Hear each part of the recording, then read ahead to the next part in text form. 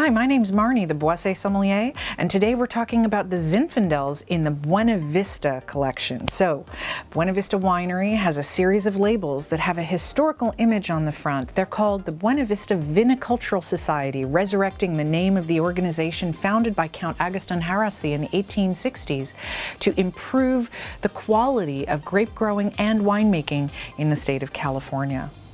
Now, this Zinfandel is called Antal's selection, and Antal was the favorite grandfather of the Count Agoston Haraszthy, who never left Hungary, didn't come to America, but had inspired his grandson to pursue fine winemaking because their family's land was in a region of Hungary known for making some of the finest dessert wines in the world, known as Tokaj Asszú. Now, Antal's selection, the wine made in his honor, is a Zinfandel that comes from an unusual zone. We associate Zinfandel with some of the warmer districts of California, like Napa Valley, like Alexander Valley, like Dry Creek Valley. Yet this one has an appellation that is a cooler climate zone, Russian River Valley, better known for its Pinot Noir and Chardonnay. So how does that affect the flavor of the Zinfandel when we grow it in a cooler zone?